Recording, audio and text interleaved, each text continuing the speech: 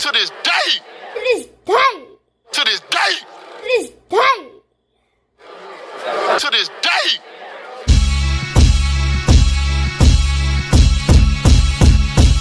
What's up, fight fans? This is Kurt DeVille with Counterpunch Boxing News, and I have some new news concerning Malik Scott.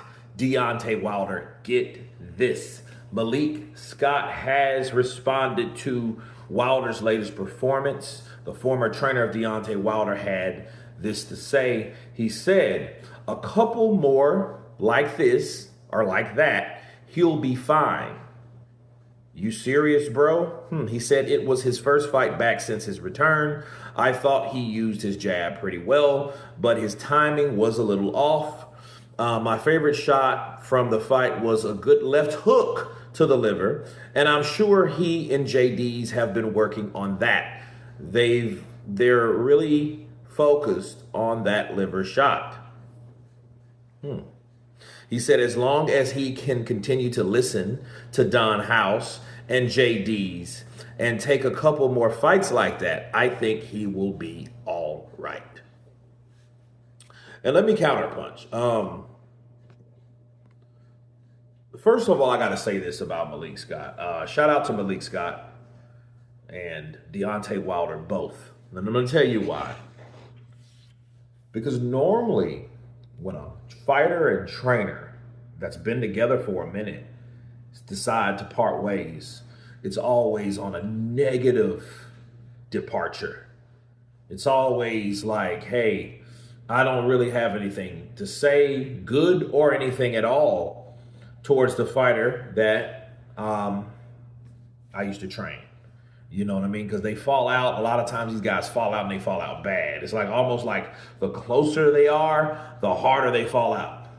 You know what I mean? So for one, I want to just point that out, that they're still cool. They're still cordial. Malik Scott's positive, which is a good thing, man. It just shows that they are actually still cool and still friends and things like that. That's a good thing, because you don't see that a lot in boxing no more. You see a lot of people fall out, and it's like relationships fall out. Oh, I can't stand that MFer. You know what I mean? But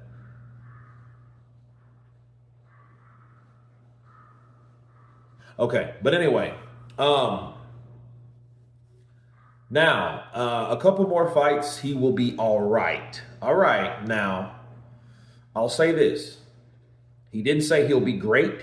He didn't say he'll be spectacular. He didn't say he'll be ready. He said he'll be all right. You know what I mean? That's not saying a lot on the positive end. That's just showing that he will. All right is more like mediocre, right? So it's not necessarily he'll be ready for whoever. You know what I mean? He didn't explain it like that. And I think there's a reason for that, because he said, well, hey, his timing was off, and what helps your timing is an activity. You know, but I do agree with Malik Scott, though. You know, the left hook was implemented.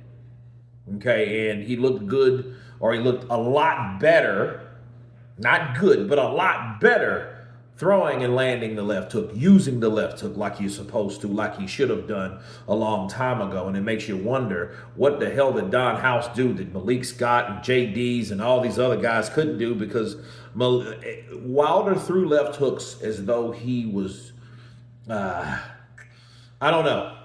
I mean, they were more like arm punches. You know, so he's jumping and throwing that left hook in. I know he has long limbs. His reach is really long. And so sometimes it's difficult to land or to throw that type of hook.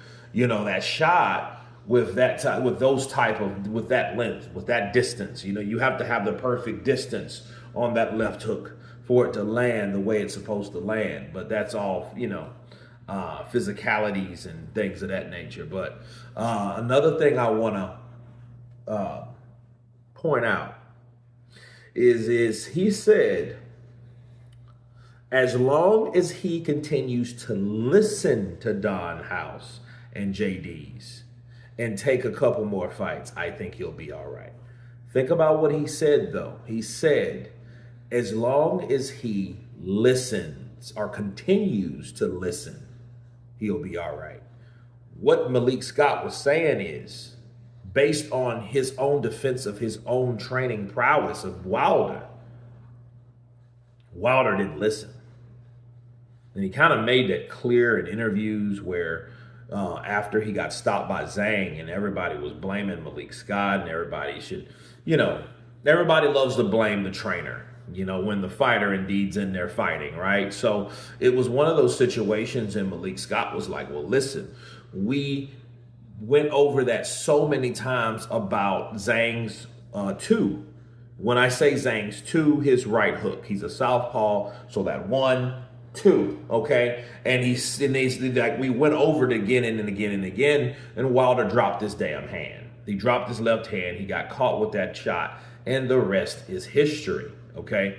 That's it. So he was like, I'm not to blame for something that we went over again and again and again. So what he reiterated, as long as he continues to listen, he'll be all right with more fights like that. So he's saying he needs more tune-up fights. He needs more of the fights that will get him where he needs to be. And I do agree.